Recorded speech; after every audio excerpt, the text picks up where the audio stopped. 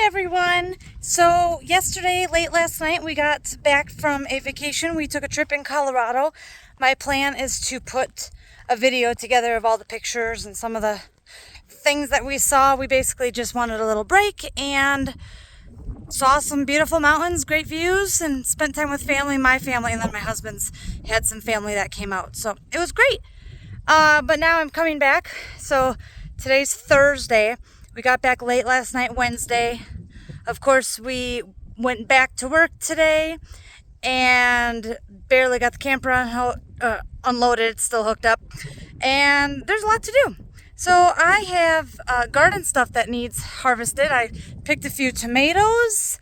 I'll turn it around. My garden's a bit of a mess, but that's what happens when you work a full-time job and have kids, and the garden is what it is. But you can see my squash and pumpkin plants are taking over.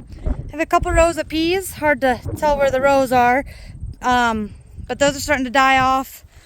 Potatoes right here, again, starting to die off, getting ready for harvest.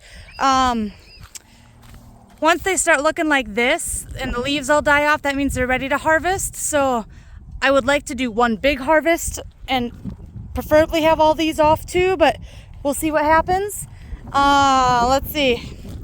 All my lettuce has bolted.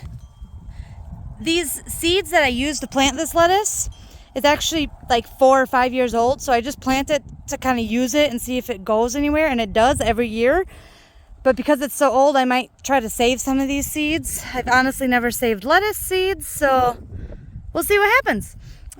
Carrots, it's all bedded down a little bit. But a couple rows of carrots here and here. Some behind me, but I picked a lot of the carrots and canned them already. My tomato plants are looking pretty good. I just, like I said, pulled some tomatoes.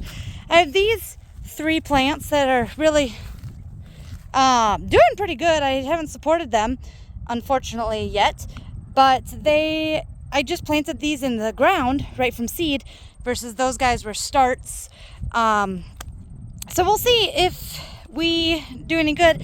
So the thing about where we live specifically is, I'm going to sit down. I pretty much live in a high desert, and it makes gardening pretty hard.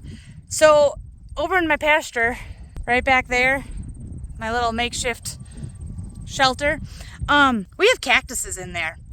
And it's super dry. I mean, it can rain a ton, and then the next day the ground is pretty much dried up. Super clayey, lots of shale, lots of rock.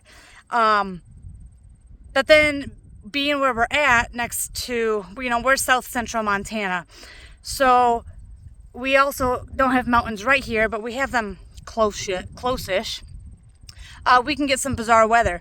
So I could plant potentially May 1st, or we could get a frost May 25th.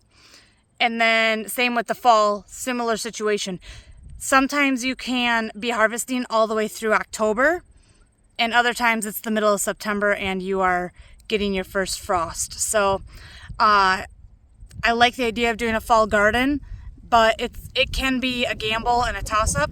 I should have already gotten a fall garden in if I wanted to do that. And life has been busy. So I said I just got back from vacation, and then I got invited to do this horseback riding trip this weekend. And my horse and I do really well together. He's 4. He's just come a long way. But it's like 20 plus miles. So I don't know if I'll be able to walk come Monday, but it'll be a Saturday, Sunday thing. So yeah, that'll be exciting. And so I have 2 days home. So 2 days, work my day shift, come home, do my garden. So tonight, and so far, picked an onion that's been living in my garden since like last fall. It's not super impressive, but I guess it looks pretty enough. I grew it, so that's cool. And then I got some tomatoes. I have a few more on my counter that I already picked. And then my goal for tonight is to deal with a bunch of corn. So my corn, as far as I know, was just a good variety of sweet corn. But it is like crazy short. You can see my pot, and then you can see my tassels and my corn. And then it gets shorter and shorter and shorter. But it is producing good size ears of corn. I mean, that looks pretty good. I'm gonna turn you around. So I haven't actually really opened any of these yet. I'm a little worried I should have taken them out of the garden like last week, but I mean, that's pretty. And I've got a lot actually here. The tassel goes up to my waistband. Not really sure what that's about, but I pull this bad boy off here. Got a nice old hunk of corn. So tonight my goal is to get it made up. A little baby corn. Yeah, a lot of it didn't actually do anything, but the goats will get it. I got a new goat over there. His name is Chip.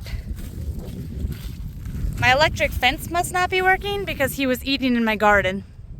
But he's cute. And then I have my other buck. So I have them away from the girls for the time being.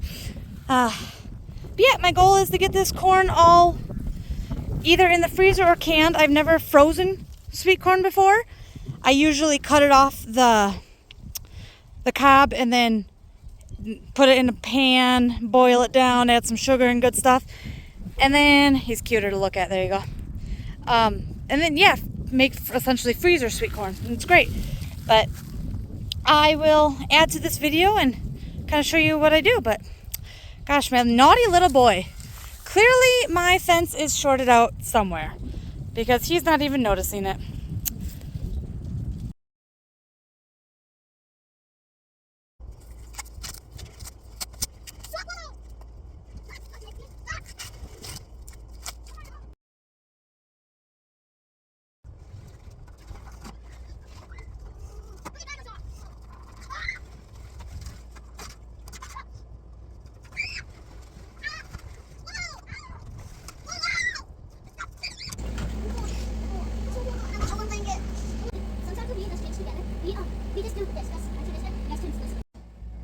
Alright, so it is many hours later and my corn didn't amount to a whole lot, but we are still happy with it. We have 3 bags, quite full, but for our family of 4, we will use them.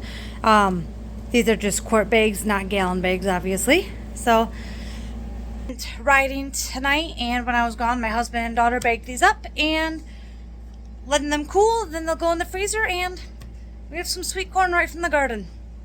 All right, that's it. Bye-bye.